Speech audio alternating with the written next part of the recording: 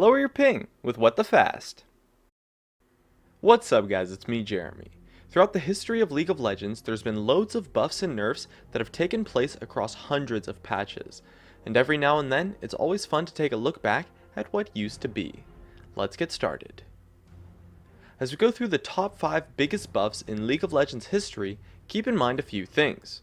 First, that we are only looking at buffs that took place from Season 1 onwards. Next, that we are measuring the buffs by how impactful the buff was to the champion, meaning that buffs that made a champion go from very unplayable to extremely strong carry much more weight than a buff on a champion that was already somewhat viable. Another thing to note is that a lot of champions were buffed due to something else that occurred in the game other than a direct change in their kits. For example, Targ received a huge indirect buff as a result of the change of support items at the beginning of Season 4, and so he didn't make the list since we'll only be looking at direct buffs to a champion.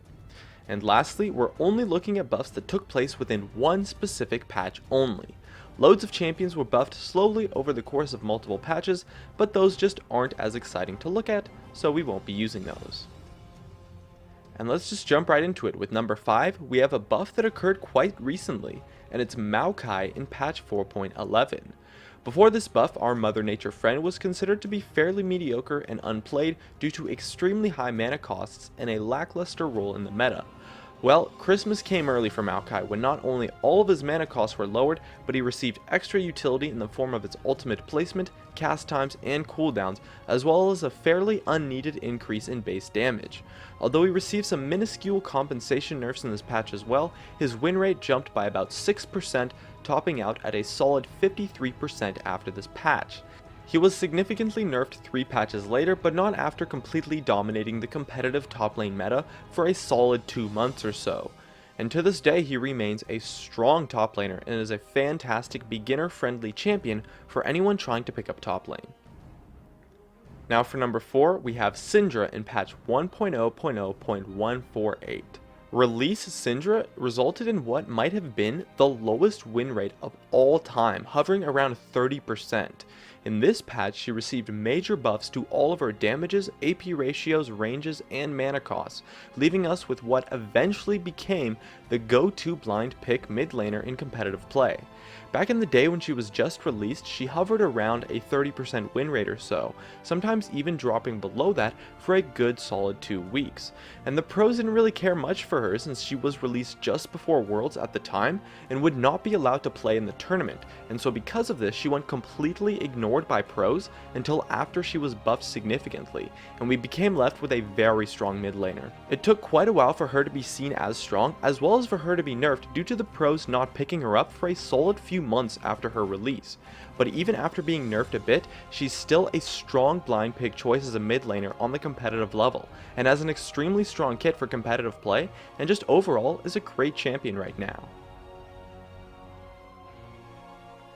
Next off, we have number 3, which was Shen in patch 1.0.0.134.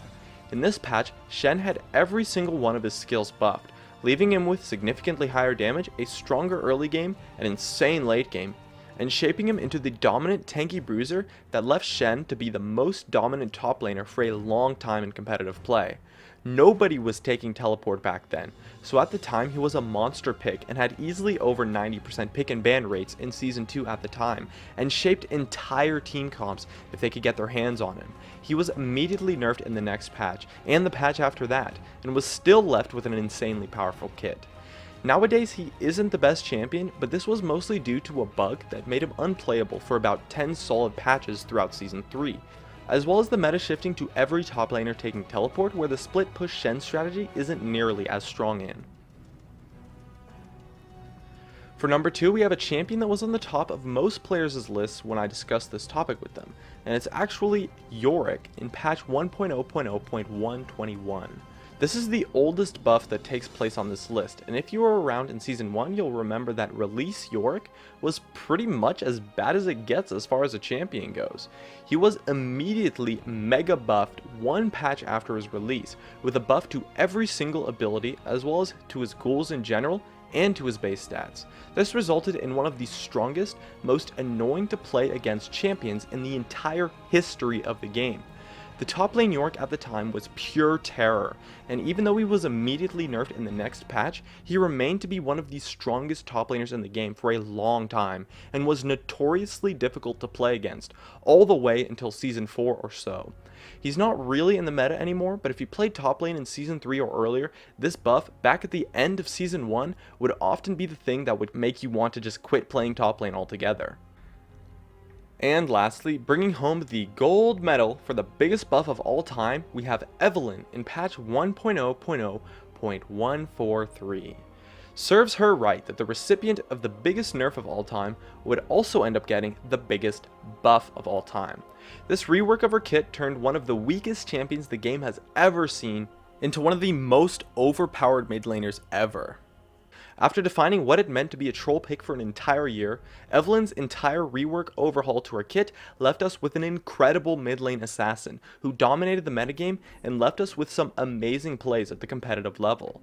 It was also one of the first major reworks Riot ever did to a champion and set the stage for many other champions to be reworked in the meta. She received nerfs quickly and consistently, being nerfed in a solid 5 or 6 patches total after this rework, and remained in the meta as a mid laner and a jungler all the way from this rework to the current present time.